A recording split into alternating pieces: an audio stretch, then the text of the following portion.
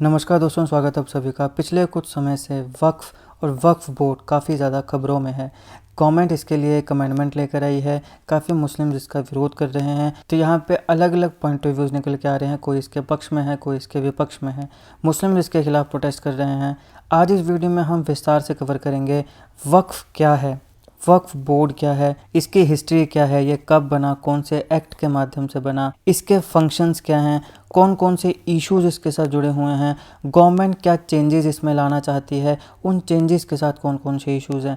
काफ़ी विस्तार से हम इस टॉपिक को कवर करने वाले हैं। आप इस वीडियो को अंत तक जरूर देखिएगा। चैनल पर नए हो तो सब्सक्राइब अवश्य करिएगा। Politics, economy, GK, geography, science, technology की तमाम वीडियोस के लिए हमारी प्लेलिस्ट को जरूर चेक करिएगा। आप किसी भी एग्जाम की तैयारी कर रहे हो, हमारी प्लेलिस्ट और करंट अफेयर के बाकी वीडियोस को देख के आपको काफ़ी हेल्प मिलने वाली है। इसे समय निकाल के हमारे चैनल को जरूर चेक करिएगा। चलिए शुरुआत करते हैं। देखिए, सबसे पहले वक्फ बोर्ड से भी पहले हम बात करते हैं कि वक्फ क्या होता है। वक्फ जो है ये इस्लामिक इंडोमेंट माना जाता है प्रॉपर्टी का। अब ये कैसी प्रॉपर्टी है? वो प्रॉपर्टी जिसे इस ट्रस्ट के द्वारा चैरिटेबल या फिर रिलीजियस पर्पसेस के लिए यूज़ किया जाएगा। वक्फ ये जो शब्द है ये अरबी भाषा के शब्द से बना है, जिसका मतलब है या तो कन्फाइनमेंट या फिर प्रोहिबिशन।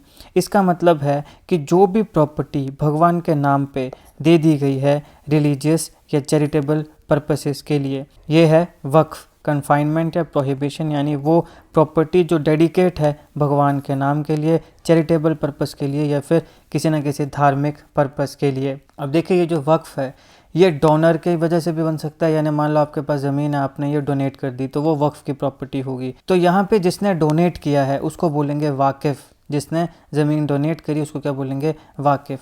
और दूसरा यहाँ पे प्रॉपर्टी को कन्वर्ट कर कर भी उसको वक्फ की प्रॉपर्टी बनाया जा सकता है। मान लो एक ज़मीन का पट्टा है, अब ये कुछ सिग्निफिकेंट पीरियड के लिए चैरिटेबल रीजंस या फिर रिलीजियस रीजंस के लिए यूज़ किया जा रहा है।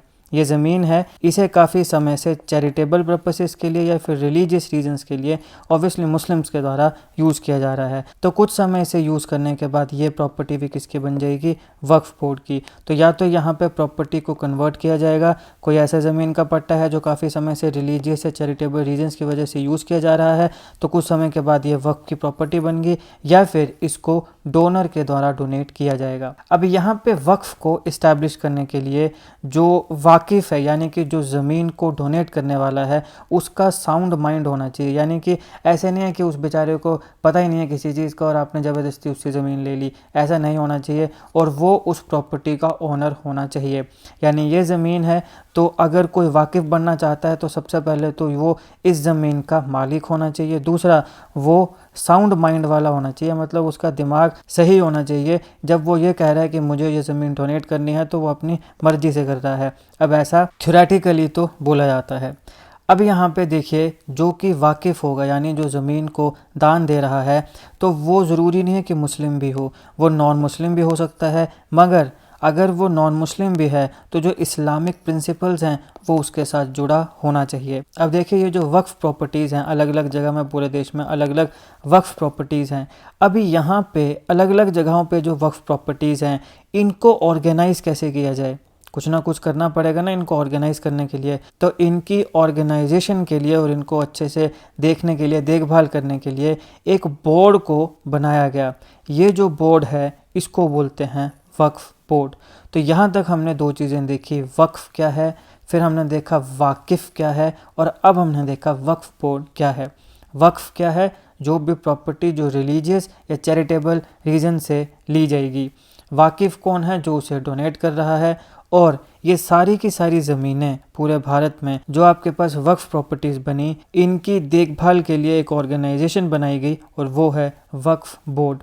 अब देखिए, एक बार जैसे ही कोई भी प्रॉपर्टी वक्फ की प्रॉपर्टी बन जाती है, डेजिग्नेट हो जाती है कि ये जो प्रॉपर्टी है ये वक्फ की है, तो उसके बाद उस ज़मीन को ना तो बेचा जा सकता है ना इनहेरिट किया जा सकता है। ऐसा नहीं कि एक बार आपने इसको डोनेट कर दे फिर आप बोलोगे नहीं नहीं ये तो हमारी है, ऐसा नहीं हो सकता। आप उसको इनहेरिट नहीं कर सकते हो, सोल नहीं कर सकते हो। ऐसे नहीं कि एक बार आपने वक्फ को दे दी फिर आप बोलो कि नहीं यार हमें तो इसको बेचना है, ऐसा भी नहीं हो सकता। और तीसरा कि आप उसको गिफ्ट भी नहीं दे सकते हो। यानी एक बार जब वक्फ में आपकी प्रॉपर्टी चलेगी तो फिर वो वक्फ की ही रहेगी, जाएगी उसके ऊपर फिर आपका कोई भी अधिकार नहीं हो सकता, फिर वो वक्फ की प्रॉपर्टी बन गई, वो इस्लामिक लॉ के मुताबिक भगवान की प्रॉपर्टी बन गई। उसको ना बेचा जा सकता है, ना इनहेरिट किया जा सकता है और ना ही उसको गिफ्ट किया जा सकता है। ऐसा माना जाता है कि एक बार जो वक्फ की प्रॉपर्टी बन गई फिर वो अल्लाह की प्रॉपर्टी बन गई। अभी वक्फ मैनेजमेंट सिस्टम ऑफ इंडिया, इसके ऑफिशियल डाटा के मुताबिक भारत में 3.5 लाख वक्फ इस्टेट्स हैं और इसमें से 8.7 लाख इमूवेबल प्रॉपर्टीज़ हैं।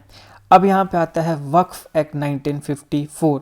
अब देखिए ये जो वक्फ का कंसेप्ट है और इसकी जो एडमिनिस्ट्रेशन है वक्फ की प्रॉपर्टीज़ की, ये तो कई सेंचुरीज से एग्जिस्ट कर रही है, लेकिन हमारे भारत में वक्फ बोर्ड की फॉर्मल इस्टेब्लिशमेंट 1954 में होती है, जब भारत में वक्फ एक्ट 1954 इसकी इनेक्टमेंट की जाती है। तो वक्फ का कंसेप्ट पुराना है, लेकिन ऑफिशियली मतलब फॉर्मली जो यहाँ पे वक्फ बोर्ड्स की इस्टेब्लिशमेंट होती है भारत में, वो इस एक्ट के तहत होती है। अब ये ध्यान दो, क्योंकि ये वक्फ बोर्ड इस एक्ट के तहत बनता है, वक्फ एक्ट ऑफ 1954, तो आप क्या कहेंगे कि ये जो वक्फ बोर्ड है ये क्या है? ये एक स्टैट्यूटरी बॉडी है और यहाँ से इसको इस एक्ट से इसको पावर आती है। हालांकि समय के साथ इसमें अमेंडमेंट्स भी हुई, वो भी हम देखेंगे।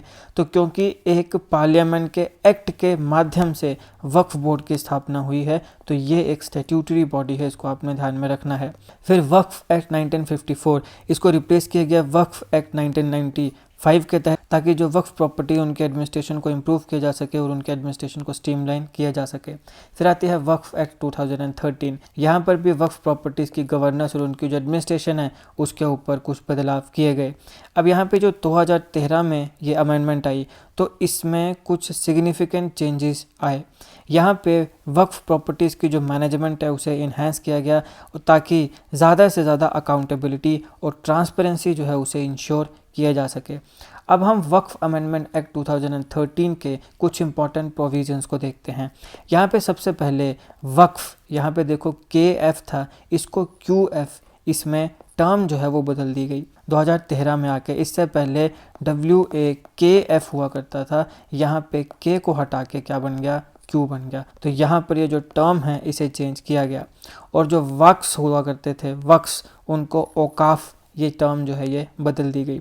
यहाँ पे इंक्रोचर की भी नई डेफिनेशन इंट्रोड्यूस होती है और वक्फ रिलेटेड जो टर्म्स और कॉन्सेप्ट्स हैं उनके लिस्ट में भी थोड़ी बहुत एडजस्टमेंट 2013 में देखने को मिलती है। ये जो एक्ट है ये मैंडेट करता है 2013 वाला कि आपको जितने भी औकाफ हैं उनकी लिस्ट को अपडेट करना पड़ेगा और ये जो प्रॉपर्टीज़ हैं इनका सर्वे करना पड़ेगा विद इन अ ईयर। एक बार जैसे ही कोई प्रॉपर्टी वक्फ के अंडर आती है तो 1 साल के अंदर अंदर उसका सर्वे करना पड़ेगा। और यहाँ पे प्रोविज़न भी है कि सर्वे कमिश्नर या बाकी जो एडमिनिस्ट्रेटिव ऑफिशियल्स हैं उनको भी अपॉइंट किया जा सकता है इस सर्वे के लिए। इसी एक्ट के तहत सेंट्रल वक्फ काउंसिल को बनाया जाता है, जो कि वक्फ बोर्ड के ऑपरेशंस को एडवाइस करता है और कई इश्यूज़ हैं जिनके ऊपर डायरेक्टिव्स देता है। तो ये इंपॉर्टेंट है सेंट्रल वक्फ काउंसिल। अब देखिए यहाँ पे बोर्ड के जो चेयरपर्सन हैं उनके रिमूवल का प्रोविज़न भी है और यहाँ पे डिस्प्यूट्स और एडमिनिस्ट्रेटिव फंक्शंस को हैंडल करने के डिटेल प्रोसीजर भी दिए गए। इस एक्ट में जो अनऑथराइज्ड ऑक्यूपेशन है उसके लिए पेनल्टीज़ की बात भी हुई और वक्फ प्रॉपर्टीज़ की एलिनेशन की बात भी की गई। तो अब हम विस्तार से वक्फ बोर्ड को एक बार फिर देखते हैं। मैंने आपको बताया कि यह स्टैट्यूटरी बॉडी है, क्यों? क्योंकि इसको वक्फ एक्ट 1954 इसके तहत बनाया गया था। क्यों? ताकि जो वक्फ प्रॉपर्टीज़ हैं पूरे भारत में उनको मैनेज और रेगुलेट किया जा सके। ये बोर्ड जो है ये स्टेट गवर्नमेंट के सुपरविज़न के अंडर ऑपरेट करता है। ये बहुत इंपॉर्टेंट है, इसको ध्यान में रखिएगा। स्टेट गवर्नमेंट्स, अब जैसे आपकी कोई भी आप स्टेट है, जिस भी स्टेट से आप देख रहे हो, तो उस स्टेट में जो वक्फ बोर्ड होगा वो किसके अंडर ऑपरेट करेगा? वो स्टेट गवर्नमेंट के अंडर ऑपरेट करेगा। एक और इम्पॉर्टेंट फैक्ट यह है कि जो ये वक्फ बोर्ड होते हैं इनको एक लीगल एंटिटी या फिर ज्यूरिस्टिक पर्सन इसकी तरह रिकॉग्नाइज किया जाता है। तो ये एक लीगल एंटिटी की तरह भी काम करते हैं। सेंट्रल वक्फ काउंसिल है जो कि एडवाइजरी सपोर्ट प्रोवाइड करता है और ये जो बोर्ड के फंक्शंस हैं इनको इफ़ेक्टिवली काम करें ये इसके लिए इंश्योर भी करता है। अब हम देखते हैं वक्फ बोर्ड के स्पेसिफिकली फंक्शंस क्या होते हैं। सबसे पहले आता है maintenance of Waqf properties. Waqf board की ये रिस्पॉन्सिबिलिटी है इंश्योर करना कि जितनी भी वक्फ प्रॉपर्टीज़ हैं वो प्रॉपर्ली मेंटेन हो और जो इंटेंडेड पर्पस है उन प्रॉपर्टीज़ प्रॉपर्टीज़ का, उसके लिए ही उसे यूटिलाइज़ किया जा सके। फिर आता है रजिस्ट्रेशन ऑफ वक्फ प्रॉपर्टीज़। जितनी भी वक्फ प्रॉपर्टीज़ हैं उनको वक्फ बोर्ड के साथ रजिस्टर करना पड़ता है। एडमिनिस्ट्रेशन की बात करें तो बोर्ड एडमिनिस्टर करता है वक्फ की प्रॉपर्टीज़ को, ताकि ये इंश्योर किया जा सके कि वो चैरिटेबल या फिर रिलीजियस पर्पसेस के लिए ही यूज़ किए जाएं। तो जैसे किसी अगर डोनर ने आपको ज़मीन डोनेट करी है तो वो या तो चैरिटी के लिए की होगी या फिर रिलीजियस पर्पसेस के लिए। तो अब क्योंकि चैरिटी या रिलीजियस पर्पसेस के लिए इसको डोनेट किया गया है तो आपका कर्तव्य बनता है कि ये सिर्फ चैरिटी और रिलीजियस पर्पसेस के लिए ही यूज़ की जाए। तो ये इसकी एडमिनिस्ट्रेशन है। फिर आता है सुपरविजन एंड कंट्रोल। तो बोर्ड जो है वो सुपरवाइज करता है और कंट्रोल करता है वक्फ प्रॉपर्टीज़ की मैनेजमेंट को। लेकिन अब ये मैनेजमेंट किसके माध्यम से कंट्रोल या फिर सुपरवाइज की जाएगी? तो यहाँ पे कस्टोडियंस आते हैं, इनको बोलते हैं मूतावालीज़। ये मूतावालीज़ जो हैं ये कस्टोडियंस होते हैं, इनके माध्यम से बोर्ड जो है वक्फ बोर्ड वो सुपरवाइज करता है और कंट्रोल करता है वक्फ प्रॉपर्टीज़ की मैनेजमेंट को। अब यहाँ पे दो तरीके के वक्फ बोर्ड आते हैं, सुन्नी सेंट्रल वक्फ बोर्ड और शिया सेंट्रल वक्फ बोर्ड। सुन्नी और शिया, वैसे ये होते तो मुस्लिम ही हैं लेकिन ये दो अलग अलग सेक्ट हैं। सुन्नी और शिया, इन दोनों में कई जगह पे लड़ाई झगड़े भी देखने को मिलते हैं। इमाम हुसैन और बैटल ऑफ करबला इन दोनों के साथ जुड़ा हुआ है, इन दोनों के बीच में युद्ध हुआ बैटल ऑफ करबला। तो सुन्नी और शिया, इनका क्या इतिहास है, क्या इनके बीच में डिवीज़न्स का कारण है, प्रोफेट कौन सा किसको प्रोफेट मानता है, कौन सा किसको प्रोफेट नहीं मानता है, इन दोनों के बीच का जो डिवीज़न है या इन दोनों के अलग अलग होने के क्या कारण हैं, क्या डिफरेंसेस हैं, कौन कौन से पिलर्स हैं, शिया इस्लाम के अलग पिलर्स हैं, सुन्नी इस्लाम के अलग पिलर्स हैं। तो इन दोनों के डिफरेंसेस को मैंने काफ़ी अच्छे से एक अलग वीडियो में कवर किया है, आपको ज़रूर देखनी चाहिए वो वीडियो, उसका लिंक मैं आपको डिस्क्रिप्शन बॉक्स में दे दूँगा। तो अब यहाँ पर इनके अगर वक्फ बोर्ड की बात करें तो वो भी अलग हैं, सुन्नी सेंट्रल वक्फ बोर्ड और शिया सेंट्रल वक्फ बोर्ड। तो सबसे पहले हम बात करते हैं सुन्नी सेंट्रल वक्फ बोर्ड। अभी इसकी रिस्पॉन्सिबिलिटी है कि सुन्नी सेक्ट जो है इस्लाम का, उसके पास जितनी भी वक्फ प्रॉपर्टीज़ हैं उसे मैनेज करना। अब देखिए ये जो सुन्नी सेंट्रल वक्फ बोर्ड है ये लार्जेस्ट वक्फ बोर्ड है हमारे भारत में, और यहाँ पे कई वक्फ प्रॉपर्टीज़ को लेके काफ़ी हाई प्रोफाइल डिस्प्यूट्स में भी ये इन्वॉल्व है। तो ये है सुन्नी सेंट्रल वक्फ बोर्ड, ध्यान रखिएगा ये लार्जेस्ट वक्फ बोर्ड है। फिर आता है शिया सेंट्रल वक्फ बोर्ड। अब इसकी रिस्पॉन्सिबिलिटी क्या है, वही कि भारत में जो इस्लाम का शिया सेक्ट है उनकी प्रॉपर्टीज़ को मैनेज किया जाए, ये रिस्पॉन्सिबिलिटी है शिया सेंट्रल वक्फ बोर्ड की। अब ये सेंट्रल और स्टेट, ये दोनों ही, मतलब शिया भी और सुन्नी भी, ये सेंट्रल और स्टेट वक्फ बोर्ड जो हैं उनके साथ कोऑर्डिनेशन पे काम करता है ताकि जो वक्फ प्रॉपर्टीज़ हैं उनकी प्रॉपर यूटिलाइजेशन हो सके, ताकि जो शिया कम्युनिटी है उसको बेनिफिट मिल सके। तो शिया वाले शिया के बेनिफिट्स की बात करते हैं, सुन्नी वाले सुन्नी के बेनिफिट्स की बात करते हैं। दोनों में क्या फ़र्क है उस वीडियो को जरूर देखिएगा, काफ़ी नई चीज़ें आपको सीखने को मिलेंगी। अब इस पॉइंट ऑफ टाइम पे अगर हम बात करें तो वक्फ बोर्ड की जो प्रॉपर्टीज़ है दोनों को मिला के सुन्नी और शिया, तो वो बनती हैं 8 लाख एकड़ से ज़्यादा, और जो रजिस्टर्ड वक्फ बोर्ड की प्रॉपर्टीज़ हैं वो हैं 8,72,292। तो इतनी ज़्यादा 8,72,292 ये वक्फ बोर्ड की प्रॉपर्टीज़ हैं जो रजिस्टर्ड हैं, और टोटल अगर एरिया इन पूरी प्रॉपर्टीज़ का देखा जाए तो वो 8 लाख एकड़ तक का फैला हुआ है। अब हम बात करते हैं वक्फ बोर्ड के कॉम्पोजिशन की। देखिए जो वक्फ बोर्ड होता है उसमें स्टेट गवर्नमेंट के नॉमिनीज़ होते हैं, मुस्लिम कम्युनिटी के मेंबर्स होते हैं, स्टेट की बार काउंसिल के मेंबर्स भी होते हैं जो कि लीगल जो काम होगा उसको देखेंगे, गवर्नमेंट के ऑफिशियल्स भी होते हैं, और मूतावलीज़ भी होते हैं, क्योंकि जो मूतावलीज़ हैं इन्हीं की मदद से जो आपके पास वक्फ बोर्ड है वो आपके वक्फ प्रॉपर्टीज़ की मैनेजमेंट करता है, उनकी देखभाल करता है। चेयरपर्सन जो है वो बोर्ड को लीड करता है। स्टेट गवर्नमेंट के जो नॉमिनीज़ होते हैं वो रिप्रेजेंटेटिव्स होते हैं स्टेट के द्वारा उनको अपॉइंट किया जाता है। लेजिस्लेचर जो पार्लियामेंटेरियंस भी होते हैं, मुख्यतः जो मुस्लिम कम्युनिटी के स्टेट रिप्रेजेंटेटिव्स होते हैं। स्टेट बार काउंसिल मेंबर्स की बात करें तो कोई मुस्लिम लीगल एक्सपर्ट होता है जो कि गाइडेंस प्रोवाइड करता है अगर कहीं पे कानूनी कार्रवाई की आवश्यकता पड़ती है तो। फिर आते हैं मूतावलीज़। तो मैंने आपको बताया कि ये मैनेजर्स होते हैं वक्फ के, और इनकी एनुअल इनकम 1 लाख या उससे ज़्यादा होती है। तो पूरे साल में इनको वक्फ प्रॉपर्टीज़ को मैनेज करने के लिए 1 लाख या उससे ज़्यादा रुपए मिलते हैं। फिर इस्लामिक स्कॉलर्स आते हैं, ये रिलीजियस एक्सपर्ट्स होते हैं, डिसीजन मेकिंग में ये अपना कंट्रीब्यूशन देते हैं।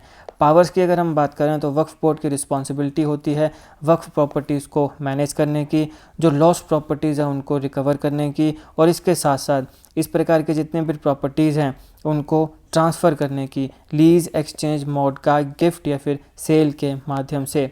अब देखिए कोई भी ट्रांजैक्शन अगर यहाँ पे होनी है तो जितने भी बोर्ड के मेंबर्स हैं उसमें से 2/3 2/3 एटलीस्ट जो मेंबर्स हैं वो एग्री होनी चाहिए, तभी किसी प्रॉपर्टी की ट्रांजैक्शन हो सकती है।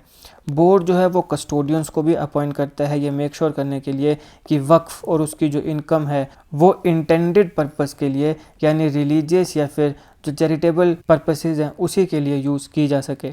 सेंट्रल वक्फ काउंसिल जो है इसको इस्टेब्लिश किया गया था 1964 में, ध्यान रखिएगा। और वक्फ बोर्ड पूरे के पूरे भारत में जितने भी वक्फ बोर्ड हैं उनको वो सुपरवाइज और एडवाइस करता है। बोर्ड जो है वो वक्फ प्रॉपर्टीज़ को इंस्पेक्ट भी कर सकता है और ये इंश्योर कर सकता है कि वो जो लॉ है उसके साथ कंप्लाइंस कर रहा है कि नहीं कर रहा है।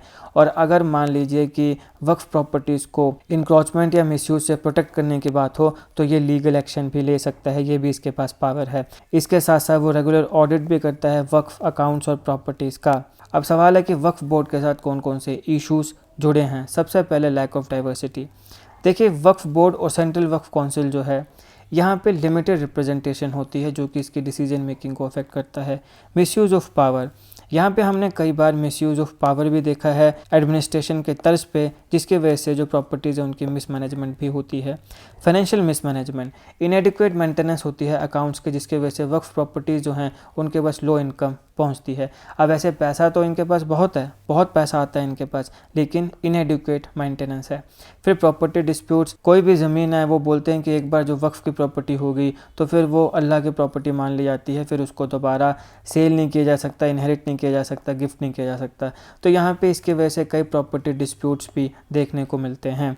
इंक्रोचमेंट, अब देखिए इंक्रोचमेंट्स को रिमूव करने का जो इशू है वो बना रहता है, क्योंकि यहाँ पे कई बार ऐसा देखने को मिलता है कि कई प्रॉपर्टी जो है उसको इंक्रोच कर दिया जाता है और उसके बाद फिर वो इंक्रोचमेंट को हटाने की जब बात आती है तो वहाँ पे फिर लड़ाई झगड़े या दंगे फसाद भी हो जाते हैं। फिर आता है नो जुडिशियल ओवरसाइट। अब देखिए हायर जुडिशियल रिव्यू यहाँ पे नहीं है, जिसकी वजह से ट्रिब्यूनल का जो डिसीजन है इसकी अकाउंटेबिलिटी को अंडरमाइन किया जाता है। अनसेटिस्फैक्ट्री सर्वेज, अब यहाँ पे वक्फ प्रॉपर्टीज़ जो है उनके इनकम्प्लीट सर्वे देखने को मिले हैं। मैनेजमेंट प्रोसेस और रजिस्ट्रेशन जो है उसमें भी डिले देखने को मिले हैं। प्रोविज़न्स का मिसयूज़, अब देखिए वक्फ एक्ट के कुछ ऐसे सर्टेन प्रोविज़न्स हैं जिनको मिसयूज़ किया जाता है और इसकी वजह से फिर कम्युनिटी टेंशन, जैसे मैंने आपको पहले बताया कि एक बार आप कह रहे हो कि ज़मीन हमारे पास आ गई तो अल्लाह की प्रॉपर्टी आ गई, तो आपने अगर मान लो ज़मीन इंक्रोच करी है, फिर आप बोलोगे नहीं नहीं ये तो वक्फ की प्रॉपर्टी है, ये अल्लाह की प्रॉपर्टी है, तो फिर ऐसा नहीं होना चाहिए। इसकी वजह से फिर दंगे फसाद होने का डर रहता है और दंगे फसाद होते भी हैं। कॉन्स्टिट्यूशनल वैलिडिटी के भी कंसर्न होते हैं, क्योंकि जो वक्फ एक्ट है ये एक्सक्लूसिवली सिर्फ एक ही रिलीजन की बात करता है और उसी के जो कॉन्स्टिट्यूशनैलिटी है उसके ऊपर बात करता है। लेकिन अगर मान लो उस रिलीजन की किसी काम की वजह से दूसरे रिलीजन के लोगों को प्रॉब्लम आ रही है तो वहाँ पे फिर वो दिक्कत हो जाती है। अब हम बात करते हैं जो सबसे ज़्यादा हाइप बनी हुई है कि वक्फ अमेंडमेंट बिल 2024, अभी हमारी सेंट्रल गवर्नमेंट इसको लेके आई है। इसका एम है कि जो वक्फ प्रॉपर्टीज़ की मैनेजमेंट है उसको और ज़्यादा इम्प्रूव किया जाए। वक्फ एक्ट 1995 को ये अमेंड करने वाला है। अब यहाँ पे जो एक्ट है इसको रीनेम किया जाएगा ताकि इसके जो ब्रॉडर ऑब्जेक्टिव्स हैं उसे वो रिफ्लेक्ट कर सके। डेफिनेशन को अपडेट किया जाएगा और जो रजिस्ट्रेशन प्रोसेस है उसे भी इन्हेंस किया जाएगा। इस बिल का एम है कि टेक्नोलॉजी को इनकॉर्पोरेट किया जाए बेटर रिकॉर्ड कीपिंग के लिए, और यहाँ पे जो वक्फ बोर्ड की कंपोजिशन है उसमें भी चेंजेस लाए जाएं ताकि ग्रेटर डाइवर्सिटी यहाँ पे देखने को मिले। अब यहाँ पे जो लोकल अथॉरिटीज़ हैं उनको भी पावर मिलेगी कि प्रॉपर्टी का सर्वे वो कंडक्ट करा सकते हैं और ओनरशिप के जो इश्यूज़ हैं उसे वो क्लेरिफाई कर सकते हैं। यहाँ पे जो ट्रिब्यूनल डिसीजन होगा उसके अगेंस्ट भी आप अपील कर सकते हो, जिसकी वजह से अकाउंटेबिलिटी भी इन्हेंस होगी और जो वक्फ प्रॉपर्टीज़ की एडमिनिस्ट्रेशन है उसमें भी ट्रांसपेरेंसी आएगी। अल्टीमेटली इसका एम यही है कि जो वक्फ प्रॉपर्टीज़ हैं उनकी ज़्यादा इफ़ेक्टिव और इक्विटेबल मैनेजमेंट हो सके। अब इसके साथ इशू क्या हैं, रीनेमिंग द एक्ट। यहाँ पे जो बिल है ये प्रपोज कर रहा है कि जो वक्फ एक्ट है उसको रीनेम कर दिया जाएगा और जो डेफिनेशंस हैं वक्फ से रिलेटेड उसे भी अपडेट किया जाएगा। फिर रजिस्ट्रेशन प्रोसेस को इन्हेंस किया जाएगा ताकि एक स्ट्रीमलाइन और इम्प्रूव रजिस्ट्रेशन प्रोसेस जो है वो वक्फ प्रॉपर्टीज़ की हो सके। ये और ज़्यादा एफिशिएंट इसको बनाएगा। टेक्नोलॉजी का यूज़ किया जाएगा बेटर रिकॉर्ड कीपिंग के लिए और वक्फ प्रॉपर्टीज़ के मैनेजमेंट के लिए। वक्फ बोर्ड्स में डाइवर्सिटी लाई जाएगी, जो कॉम्पोजिशन है उसमें चेंजेस लाए जाएंगे ताकि ताकि ग्रेटर रिप्रेजेंटेशन हो और इंक्लूसिविटी हो, और यहाँ पे नॉन मुस्लिम मेंबर्स जो हैं उन्हें भी इंक्लूड किया जाएगा। लोकल अथॉरिटी इन्वॉल्वमेंट, अब ये बिल कलेक्टर्स को भी पावर देता है कि वक्फ प्रॉपर्टीज़ का सर्वे आप कंडक्ट करा सकते हैं और कोई भी ओनरशिप का डिस्प्यूट है उसे आप रिजॉल्व कर सकते हैं। अपील का प्रोसेस जो है उसके लिए भी यहाँ पे अलो किया गया है कि आप वक्फ ट्रिब्यूनल के किसी भी डिसीजन के खिलाफ अपील कर सकते हो। इसकी वजह से यहाँ पे और ज़्यादा अकाउंटेबिलिटी और ट्रांसपेरेंसी बढ़ेगी। यह है इस लेक्चर का एनालिसिस, जहाँ पे हमने विस्तार से पूरा का पूरा टॉपिक देखा है। वक्फ क्या है, वाकिफ़ क्या है, वक्फ बोर्ड क्या है। 1954 में वक्फ एक्ट आया, इसके तहत स्टैट्यूटरी बॉडी वक्फ बोर्ड बनाया गया। फिर हमने इसमें चेंजेस देखे 95 में, 2013 में 13 के प्रोविजंस देखे। वक्फ बोर्ड जो है उसके साथ क्या इश्यूज़ हैं वो देखे। फिर यहाँ पे 95 में जो अभी 2024 में अमेंडमेंट आई है 1995 वाले वक्फ एक्ट में, हमने वो देखे कि क्या क्या चीज़ें यहाँ पे इंट्रोड्यूस हो रही हैं और इससे साथ क्या इश्यूज़ हैं वो हमने सारे विस्तार से कवर किए। तो मुझे लगता है कि यहाँ पे शायद ही ऐसा कोई टॉपिक जो मैंने छोड़ा है। मैं आशा करता हूँ आपको वीडियो अच्छी लगी और आपको काफ़ी नई चीज़ें सीखने को मिली हों। अगर आपको वीडियो अच्छी लगे तो लाइक करिएगा, शेयर करिएगा। Politics, economy, GK, geography, science, environment हो चुकी तमाम वीडियोज़ के लिए हमारे पेज को जरूर चेक करिएगा। आप किसी भी एग्जाम की तैयारी कर रहे हो, हमारे पेज से करंट अफेयर की बाकी वीडियोज़ को देख के आपको काफ़ी हेल्प मिलने वाली है। जो वीडियोज़ मैंने आपको बताई हैं जैसे कि शिया वर्सेस सुन्नी, इसको आप देख सकते हैं, इसका लिंक मैं डिस्क्रिप्शन बॉक्स में दे दूंगा। इसके अलावा एक जामा मस्जिद वाली वीडियो भी मैंने बनाई है। अल अक्सा मॉस्क के ऊपर भी मैंने वीडियो बनाई है, जो कि इसराइल और पैलेस्टीन की जो युद्ध चला हुआ है उसके बीच में काफ़ी खबरों में भी थी।